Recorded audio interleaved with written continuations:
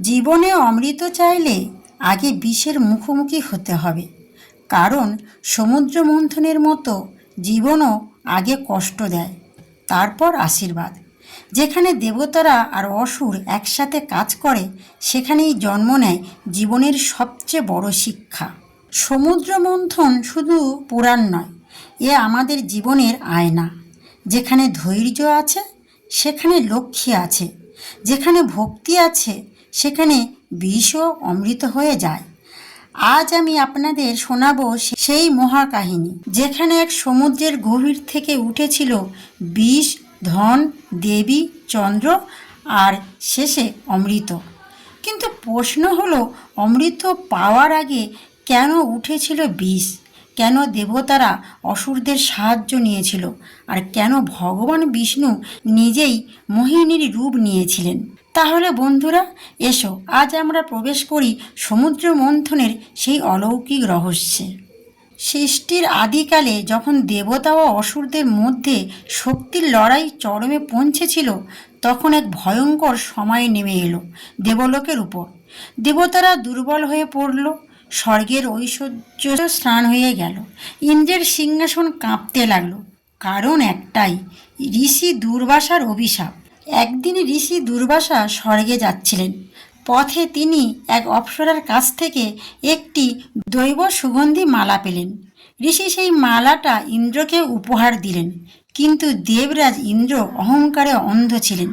তিনি মালাটির সম্মান না করে সেটি নিজের হাতের মাথায় রেখে দিলেন। ঐরাবত, ইন্দ্রের হাতি, মালাটা মাটিতে ফেলে পা দিয়ে দলিত করল। এই অপমান সহ্য করতে পারলেন না ঋষি দুর্বাসা। রাগে তার চোখ লাল হয়ে উঠল। তিনি বললেন, হে ইন্দ্র, অহংকার তোমার বুদ্ধি কেড়ে নিয়েছে। তোমার ঐশ্বর্য, শক্তি, সৌভাগ্য সব নষ্ট হবে। ঋষির অভিশাপে দেবতাদের শক্তি ধীরে ধীরে ক্ষয় হতে লাগলো। অসুরেরা স্বর্গ আক্রমণ করল, দেবতারা পরাজিত হলো। অসহায় দেবতারা তখন ছুটে গেলেন ভগবান বিষ্ণুর শরণে। ভগবান বিষ্ণু দেবতাদের দেখে বললেন, শক্তি ফিরে পেতে হলে অমৃত চাই, আর অমৃত লুকিয়ে আছে ক্ষীর সাগরের গভীরে। দেবতারা বললেন, প্রভু, সেই অমৃত কিভাবে পাব? ভগবান বিষ্ণু বললেন, সমুদ্র মন্থন করতে হবে।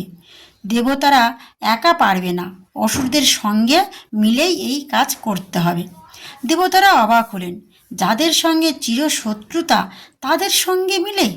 বিষ্ণু বললেন, জীবনের বড় প্রাপ্তির জন্য কখনো কখনো শত্রুকেও সঙ্গে নিতে হয়। দেবতারা অসুররাজ বলির কাছে গেলেন। অমৃতের লোভে দেখিয়ে বললেন, চলো ক্ষীর সাগর মন্থন করি, যা উঠবে তা আমরা ভাগ করে নেব। অসুরেরা রাজি হলো। শুরু হলো মহাযজ্ঞের প্রস্তুতি। মন্থনের দণ্ড হিসাবে আনা হলো মন্দর পর্বত, রশি হিসাবে আনা হলো নাগরাজ বাসুকী। দেবতারা ধরল বাসুকীর লেজ, অসুরেরা ধরল বাসুকীর মুখ। এই পরিকল্পনা বিষ্ণুর ছিল, কারণ বাসুকীর মুখ থেকে বিষাক্ত আগুন বেরোবে, যা অসুরদের দুর্বল করে দেবে। কিন্তু সমস্যা হলো, মন্দর পর্বত সমুদ্রে ডুবে যেতে লাগলো। তখন ভগবান বিষ্ণু ধারণ করলেন কুম্ভ অবতার। এটা এক বিশাল কচ্ছপের রূপ নিয়ে সমুদ্রের তলায় গিয়ে নিজের পিঠে তুলে নিলেন মন্দর পর্বতকে। এইভাবে শুরু হলো সমুদ্র মন্থন। দেবতারা ও অসুরেরা টানতে লাগলো বাসুকীকে। সমুদ্র উথাল হয়ে উঠল, জল কাঁপতে লাগলো, আকাশ অন্ধকার হয়ে গেল। হঠাৎ সমুদ্রের গভীর থেকে বেরিয়ে এলো এক ভয়ঙ্কর কালো বিষ। এত ভয়ঙ্কর সেই বিষ যে তার তাপে 3 লোক জ্বলতে লাগলো। দেবতা অসুর সবাই ভীতু, কেউ বুঝতে পারছিল না কি হবে। তখন সবাই ছুটে গেল মহাদেবের শিবের শরণে, সমস্ত সৃষ্টি রক্ষার জন্য। মহাদেব শিব সেই বিষ নিজের হাতে তুলে নিলেন।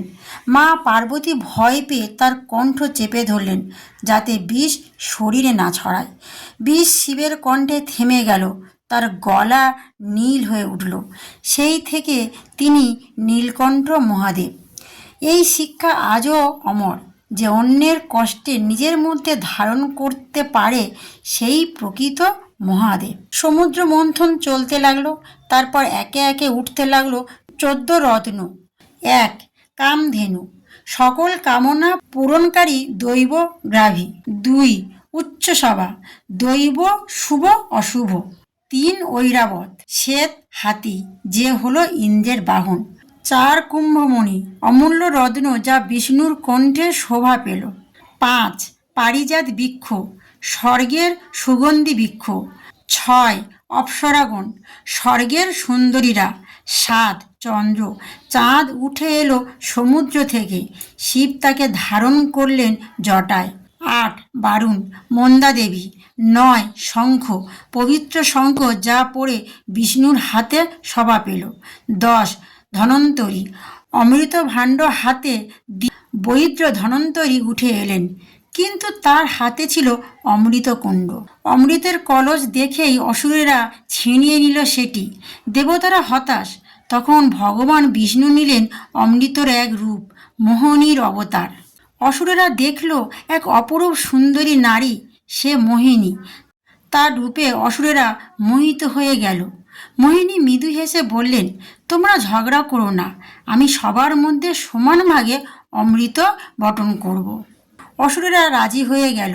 মোহিনী কৌশলে দেবতাদের বসিয়ে তাদের অমৃত দিতে লাগলেন। অসুরেরা বুঝতে পারলেন না। এক অসুর নাম সর্বাণু চুপি চুপি দেবতাদের ছদ্মবেশে বসে অমৃতপান করতে লাগলো, কিন্তু সূর্য ও চন্দ্র তাকে চিনতে পেলেন। তারা বিষ্ণুকে জানালেন। বিষ্ণু সঙ্গে সঙ্গে সুদর্শন চক্র নিক্ষেপ করলেন।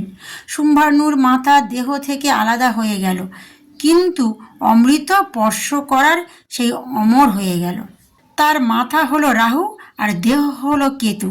সেই থেকে রাহু চন্দ্র সূর্যকে গ্রাস করতে চায়, যাকে আমরা বলি গ্রহণ।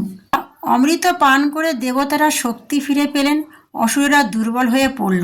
শুরু হলো দেব অসুরের যুদ্ধ। শেষে দেবতারাই জয়ী হলেন। স্বর্গ ফিরে পেলেন তারা জ্যোতি, ইন্দ্র ফিরে পেলেন তার সিংহাসন। সমুদ্র মন্থন শুধু পুরাণের গল্প নয়, এ আমাদের জীবনের প্রতিচ্ছবি। 1 অমৃতের আগে বিষ আসে, জীবনের বড় কিছু পাওয়ার আগে কষ্ট আসবেই। 2 ধৈর্য ছাড়া লক্ষ্মী মেলে না, সমুদ্র মন্থন দীর্ঘ ছিল, তবেই রত্ন উঠেছিল। 3 শত্রুও কখনো প্রয়োজন হয়, দেবতারা অসুরদের সাহায্য নিয়েছিল। 4 বিষ ধারণ করতে শিব হতে হয়, পরিবারের জন্য যে কষ্ট সহ্য করে সেই প্রকৃত মহাদেব। 5 মোহে পড়লে অমৃতও হারায়, অসুরেরা মোহিনীর রূপে বিভ্রান্ত হয়ে সব হারিয়েছিল। তাহলে বন্ধুরা, জীবনও এক সমুদ্র মন্থন, যেখানে প্রতিদিন মন্থন হয় আশা আর হতাশার, বিশ্বাস আর ভয়ের, কষ্ট আর আশীর্বাদের। যদি ধৈর্য রাখো রত্ন উঠবে, যদি ভক্তি রাখো বিষও প্রসাদ হবে, আর যদি ঈশ্বরের বিশ্বাস রাখো তবে একদিন তোমার জীবনে অমৃত হয়ে উঠবে। তাহলে বন্ধুরা, আজ এখানেই শেষ করছি। আর কমেন্টে লিখবে হর হর মহাদেব।